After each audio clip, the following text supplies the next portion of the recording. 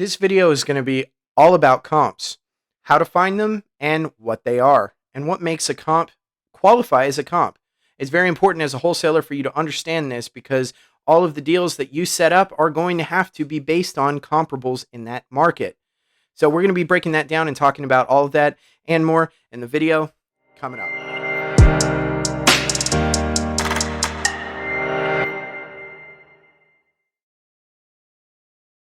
Really quick, guys, if becoming a licensed realtor is something that you've been interested in doing but just haven't had the time to do it, and maybe you've got the spare time now, I'm going to go ahead and post the link to the school that I currently use in the description box below called Real Estate Express. They have a sister company as well that I'm going to be posting the link to, also called Allied School of Real Estate.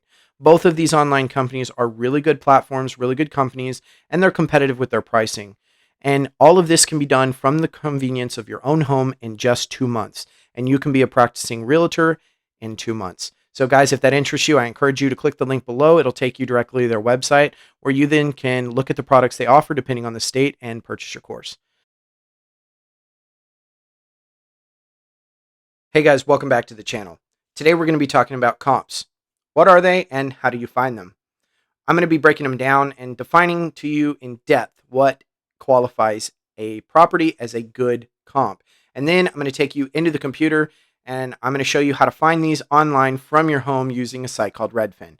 They make it super easy for us to do this by setting your filter search results to the exact things you need based on the subject property that you're analyzing. But before we do that, in case we haven't met yet, my name is Caleb Cowden, owner of Cowden Solutions Investing, LLC, and Plutus Properties.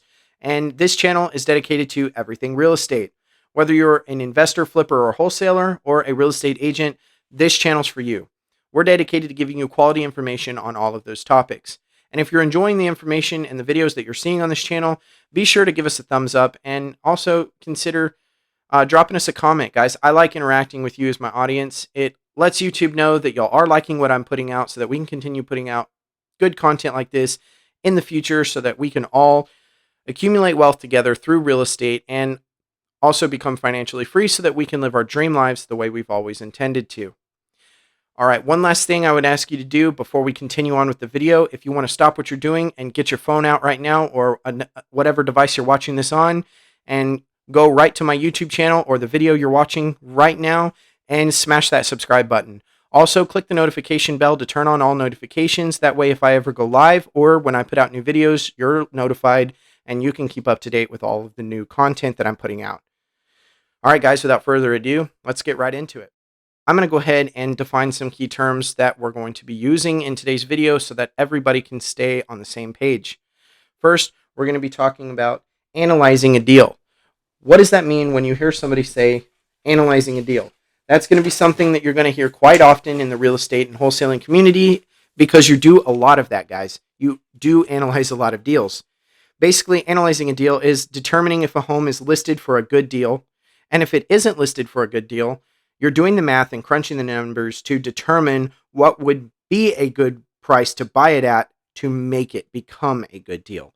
So that's basically what that term is defined as, making a property a good deal. And how do you get it there? Doing the math to determine what would make it a good deal. Because guys, oftentimes more than not, a house is going to be listed for over what it's valued at because they know people are going to negotiate down. So most times a property is not going to be listed for a good deal, but that's not saying it can't happen.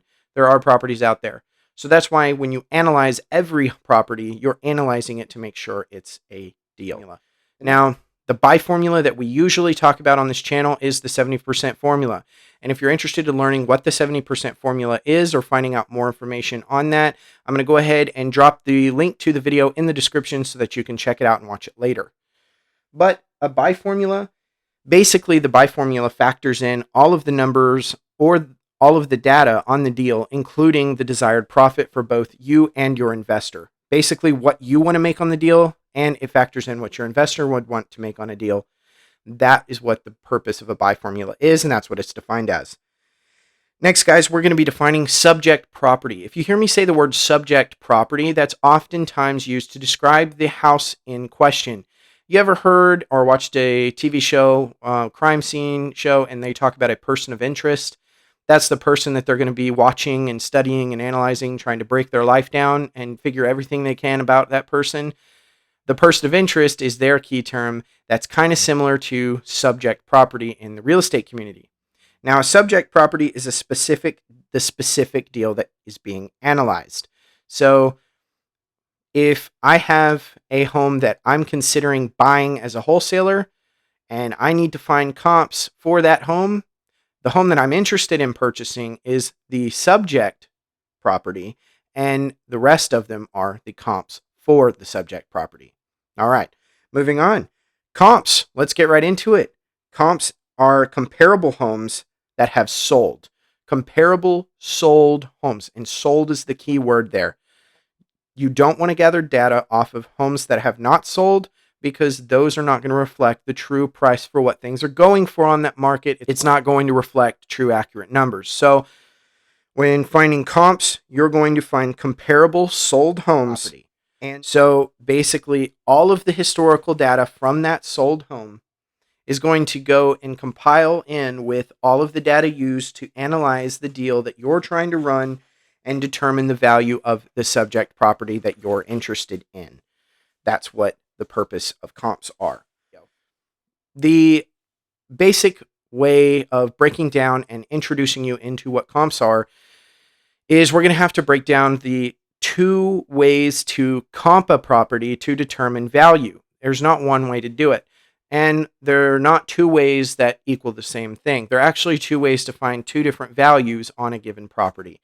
And the first way, number one, is the as-is value. Number one is the as-is value. Now, what is the as-is value? Basically, it is as it says it is. The as-is value is how the property currently sits, as is. That's a key term that you'll also encounter in your contracts. Whenever sellers are selling a home, they say they will sell it to you as is, no repairs negotiated. So, in other words, they're not going to put any more work into it. You're buying the property as it sits. In order to determine the as-is value, the kind of comps that you're going to find are going to be a little different than the kind of comps you're going to find for method 2. You're going to look for comps that accurately represent or compare with a house sitting as is. So if you have a subject property that is needing a lot of repairs, it needs about maybe 5 to 6 piers in its foundation, or maybe it needs $70,000 worth of work. That property is not going to sell for what it could be valued at, because there's so much work that needs to go into it. It needs foundation repair. All of that decreases the value of the home.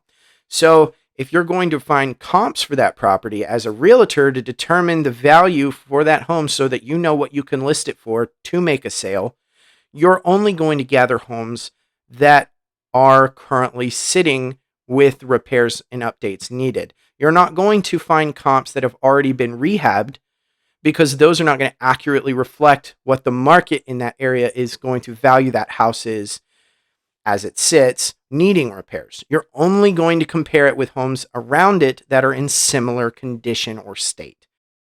If you're wanting to learn more about how to accurately comp a property, I'm also going to be dropping the link to the video in the description box below so that you can watch that one later. But that's not the purpose of this video. I'm not going to teach you how to comp a property, but more so how to find comps. So I'm not going to go ahead and get into that on this video. But be sure to check that other video out after this one. It'll give you both sides of the coin. All right, the second version to comp for value, and the second value that you're going to comp for is to comp for the after repaired value. So the after repaired value, instead of the as is value, is basically what it sounds like. It's the value of the property after repairs have been made. Clearly, the property that needed about 70 grand worth of work is going to be worth a lot less than after the 70 grand has been put into the property and it looks basically brand new and it's turnkey ready. Now that house is way more desirable and it can sell for a whole lot more. That's what your ARV, or your after repaired value, is. When you're comping, you're looking for that. You're going to take comps that have similar state and condition around it in that area. So, for example, just like we talked about in the as-is value, you would only find houses that need work and that need some updates. you're going to be doing the opposite for the after repaired value. You're only going to be finding homes that have already been rehabbed and updated, that don't need as many repairs. Basically, they're turnkey ready, move in, and they look beautiful and immaculate on the inside. Those are the type of comps that you're going to try to find. And you say, how do I determine if those houses have been rehabbed, Caleb? I don't know if there's been work put into them. Well, it's usually pretty easy to tell if a house has been touched by a rehabber or not, because if you go online and you look at the pictures, usually homes that have been rehabbed are going to be staged. And what I mean by that is they're going to have furniture inside. They're going to look like they've been lived in, but it's going to be so beautiful, like a showroom floor. Obviously, no one is living in those homes. And usually in the description, it'll say that it is currently vacant. So if a house looks fully furnished and it looks beautifully up to date, like it was built in 2020, but the info on the house says it was built clearly in 1980, odds are that house has been rehabbed. So that's how you can pick and tell which houses to look for that have been rehabbed versus houses that have not been rehabbed. I want to go ahead and stress something to you. When finding comps, this is a little bit off topic, but at the same time, it pertains to what we're talking about. I've heard recently a lot of people that I've networked with talk about when they've come up with ARVs on a house. I've asked them, how did they find that number? How did they come up with that value? What comps reflected that? And they say, oh, my agent or my realtor said it would sell for this all day long. Guys, I look at them a little bit confused, because here's the deal. Your agent is there to make a commission. Now, I understand why wholesalers want to use agents to run their comps. And don't get me wrong, I'm not hating on agents. I work with agents and I network with real estate agents. I'm actually studying to become a real estate agent. I'll be taking my test soon. So don't get me wrong, I am not hating on a real estate agent. But in terms of a wholesaler's perspective, nobody cares about your deal or your profit that you make on that deal as much as you do. A realtor is not going to have your best interest in heart, because at the end of the day, whether he wants to admit it or not, he or she wants to admit it or not, he's only or she is only concerned with her commission. They're going to be making a commission on that deal. Once they make their commission, they're out of the deal. They're gone. They're taken care of. It doesn't matter what you make. It doesn't matter what the other person makes. At the end of the day, they're in it for a commission, and that's their sole purpose and goal. So don't entrust your commission and your pay to somebody who's only concerned about their own pay. And you're the only person who's going to be concerned about what you make at the end of the day. No one else will. So run your own comps, guys. Use your realtors as a resource for other areas, but when it comes to analyzing your deals, to determining how much you make, run your own comps. I can't stress that enough. If that comment offends you, be sure to let me know, and feel free to dislike the video. Guys, but if you took some value away from that, and understand that I'm just trying to help you become a better wholesaler and giving you some strategies to make you more aware of how things work, like the video, please give me a comment and let me know what you think about that. And I am open-minded. If I am wrong, or if maybe I'm looking at this from the wrong perspective, let me know, guys. And there are now 3 types of comps that you're going to encounter on the marketplace. And it's very crucial that you understand what those 3 types of comps are. The first one is going to be called an active comp. Now, an active comp is a comp that is currently active on the market. It is for sale. It has not been sold yet. It is listed as an active listing. Those comps are good, and they are usually helpful in determining what you're going to set your house for sale, what number it's going to be set for originally when you're putting it up on the market. But as a wholesaler, we're really not too concerned with active comps as much, but that is one of the type of comps that you're going to encounter. And when I'm looking at active comps and I'm running deals to try to determine something using active comps, there are 3 things that I look for in those. And the first one is inventory. Inventory is the total number of homes in the area. If there's not a lot of homes in that area, that market, that would also determine whether it's a buyer's or a seller's market. And that can really help you understand what market you're wholesaling or farming in. And you want to be farming in buyer's markets primarily. But sometimes you can't control which market it is. And it is possible to buy and sell and wholesale in seller's markets. It's just a little bit harder. So using your active comps can help you determine what kind of market you're buying in using inventory. Next is you want to look at your days on market. You want to make sure that your days on market are really low. And rolling into the third one is competition. Now, competition, like you want to be looking at the quality of rehabs on the homes in the area that have been hit. The homes that have been hit by rehabbers, if they're super immaculate and they're brand new and they look like they are turnkey ready, top notch, to the studs, just rebuilt the home from the inside. They got the landscaping going on, they got the exterior going on, the painting, they did some additions, super high quality rehab. You need to know that because when you're analyzing your deal and you're creating your budget for that rehab, you need to account for how much money you're going to have to put into each rehab deal to make sure that your contractors are able to compete. Because if you give them a deal where, let's say this house needs $30,000 worth of repairs in order to look turnkey, immaculate, ready to go, but you only get a deal that allows him to only put 10 grand into that house is not going to look as turnkey and ready to go, and it's not going to look the same as the competition in the area, and he's probably going to have a hard time selling that house. And the shoppers or buyers might go to one of the other rehabbers in the area. So you want to make sure that you check your competition. If it looks like you don't really have to put much into these homes to get them to sell pretty quick, people just kind of want a place to live and they don't care, you can get away with putting less into your rehab, and maybe you don't have to make it turnkey ready. Maybe you could just do some paint and change some flooring and call it a day and still turn a profit. It all depends on the type of market you're looking at. So those can be determined by looking at your active comps. The next one is going to be pending comps. Pending comps are key, and you can usually find those on Zillow. Redfin so much doesn't really show you pending. It can, but I don't come across those as often as I do on Zillow. And you'll see it because it'll say status and it'll say pending sale, or it'll say active, or it'll say sold. And that's how you determine. Pending sales or pending comps basically are important because those are the soon to be sold comps. You won't know what those numbers are going to reflect on that property until it changes to the sold status. So it's important to take notes of the pending sales and keep up with those, because as soon as they turn to sold, those are going to be the new, most freshest, accurate comps you're going to use to run your data off of in order to determine after repaired value on homes in that particular market. So let's say an example of a pending comp is you see that a house has been sitting on the market for about 200 days, and then finally you see the status change to pending sale. You don't know what the sale price on that house could have been because the seller could have gotten so sick of their house sitting on the market for so long.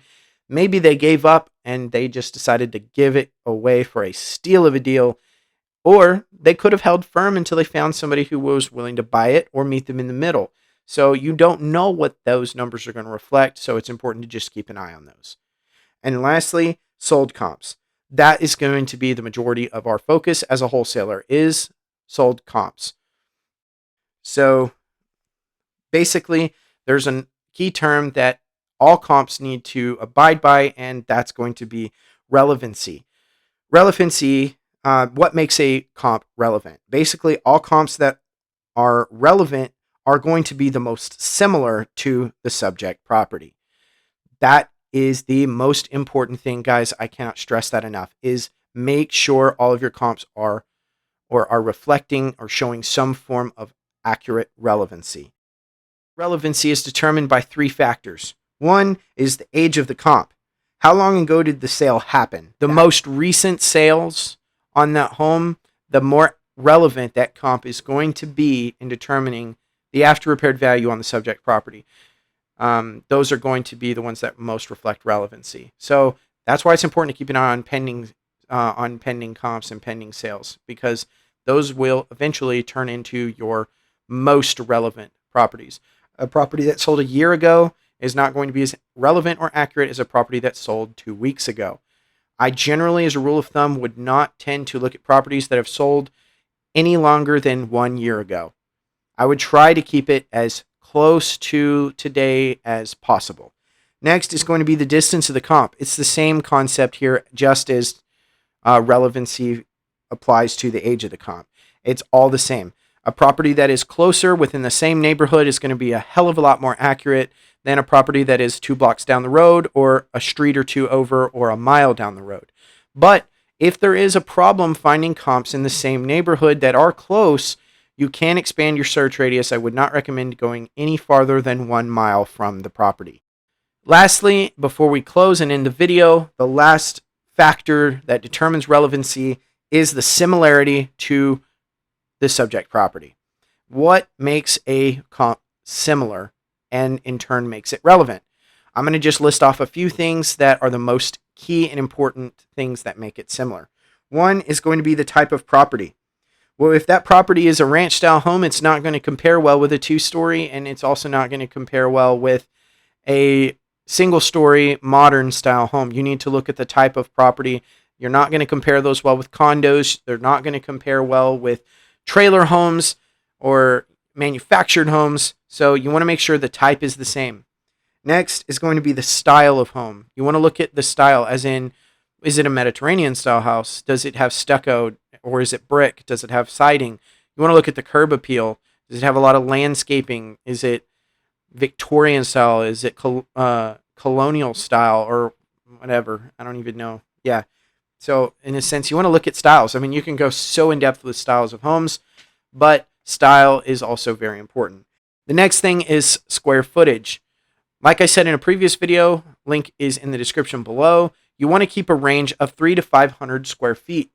The reason why that is if I'm having a property that is 1,800 square feet in total square footage, I'm going to go into Redfin and I'm going to set my minimum to 1,800. Show me homes that are a minimum of 1,800 square foot and no more than 2,300 square feet, because that is the 300 to 500 square foot difference. I would encourage you to try to find homes within a 300 square foot difference. And if you're having trouble finding comps, expand your search. On bigger homes, you can also go up to 1,000 square feet. Just use your judgment in determining whether or not that is appropriate to do so. Next, you want to look at bed to bath ratio. A 3-bedroom home is going to sell for a whole lot less than a 4-bedroom home or a 5-bedroom home. So you want to compare 3 2s to 3 2s, or a 4-2 to a 4-2, or a 3-1 to a 3-1. Also, you want to take into consideration the year built. A home that was built in the 1940s is not going to comp well with a home that was built in 2001. Okay, guys, some of this stuff is common sense, so you can break this down to as much as you want, but at the end of the day, we're looking at similarity and relevance. So the more checkoffs that you can check off on your list of how this property is similar to the subject property, the more you can check off, the better your comp is going to be. So we talked about square footage, bed, baths, year built. Next is lot size. A 4-acre lot versus a city suburban lot is not going to comp well. You want to pay attention to lot size. Those matter. And next, the type of foundation. Does it have crawl space? Does it have a pier and beam? Does it have a concrete slab? Is it, a mobile home sitting on a trailer? The type of foundation definitely matters. And parking. You want to look at the parking situation, guys. That's a huge value that most people want to include in their home. And it's very important to them, whether it's a 2-car garage attached or a 2-car carport or garage detached, or if it's a 1-car attached or detached. Those matter. Or if it doesn't have parking at all. Those things matter. And just some things that are some honorable mentions here. We can look at pool or no pool, or also neighborhood, street, whether it's located in a neighborhood, whether it's what street it's located on, if that street is next to a golf course, if it's located right next to a busy highway, or if it's in a really secluded part of a neighborhood that's quiet and peaceful. Also, is it in proximity to anything scenic? Like, is there a mountain range in the background, or is it close to a lake, or some walking trails, or golf courses, stuff like that? Those also change value on a home. So when you're running comps, you can really get detailed and really get thorough. But those are some of the things that you need to pay attention to while running comps. Guys, I hope that video was informative. And if you liked the video, please give me a thumbs up and comment down in the comment section what you thought, if anything I forgot to mention, or if you have any questions on any of the stuff that I talked about. Be sure to like and subscribe, and I'll see you in the next one.